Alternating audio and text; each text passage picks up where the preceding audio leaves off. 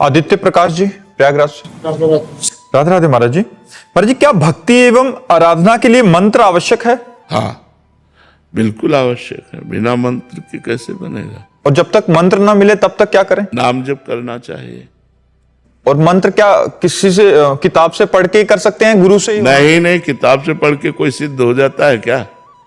किताबी ज्ञान से कोई सिद्ध हो जाता है क्या? आज तक कोई सिद्ध हुआ हो किताबी ज्ञान से तो हमें बताना। बिना गुरु की कृपा के चाहे शिव बिरंच सम होई, गुरु बिनु भवनिधि तरह न कोई।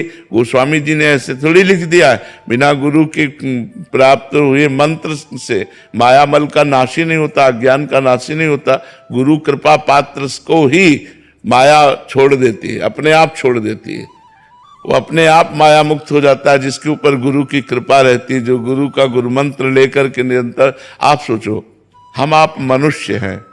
जब भगवान श्री कृष्ण जी संदीपनी जी को गुरु मान करके उनसे शिक्षा दीक्षा ले रहे हैं, भगवान राम जी, गुरु वशिष्ठ जी, महामुनि विश्वामित्र जी, इनके चरणों की सेवा करके शिक्षा दीक्षा ले रहे हैं, तो हमको भगवान ने अवतार लेकर के शिक्षा दी है। जिनकी श्वासों से चारों वेदों का प्रादुर्भाव हुआ, वो भगवान किसी से पढ़े, ये आश्चर्य की बात।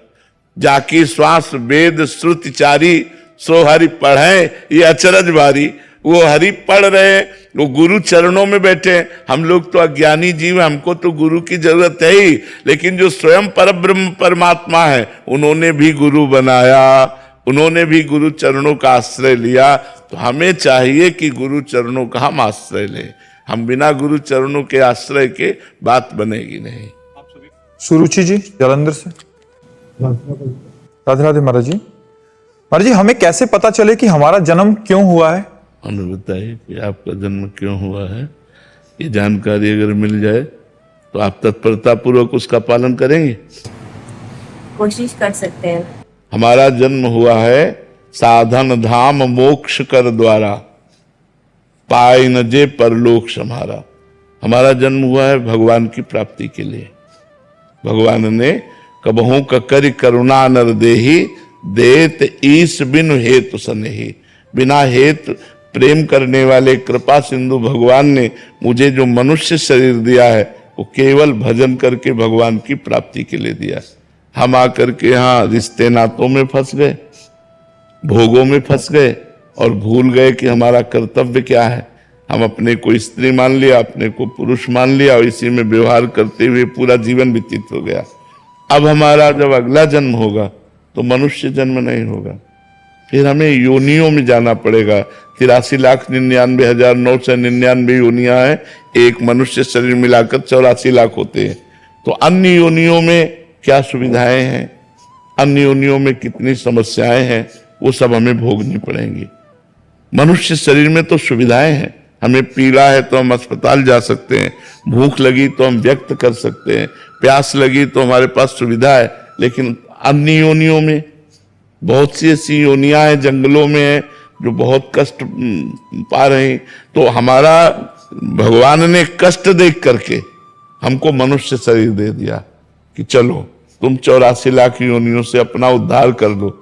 लेकिन हम फिर वही भूल भुलैया में फंस गए, पति पुत्र परिवार इसका पालन पोषण, और बस फिर भगवान को भूल करके पूरा का पूरा जन्म फिर यूं व्यतीत हो गया। अब हमें फिर जाना पड़ेगा अन्य योनियों में। इसलिए अभी जो समय है उसे सार्थक कर लो। राधा राधा राधा, कृष्ण कृष्ण कृष्ण, राम राम राम। जो नाम प्रिय हो नाम जप करो, और जो कर्म करो वो भगवान को समर्पित कर दो, और परिवार में सब में भगवान को देखने की चेष्टा करो।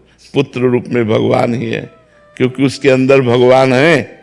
अब वो अंतर ध्यान हो जाए तो पुत्र से आप भी प्यार नहीं करेंगे, उसके शरीर को नष्ट करवा देंगे। पति का शरीर, पुत्र का शरीर, अपना शरीर, ये तभी तक प्यारा है जब तक इसमें भगवान है। तो अपने परिवार में भगवान देखें, अपने मोहल्ले में भगवान देखें, अपने गांव में भगवान देखें, अपने समाज में भगवान देखें। अपनी भावना बढ़ाते चले जाएं, और सारे जगत में जिस दिन भगवान को देख लिया उसी दिन मुक्त हो जाएंगे।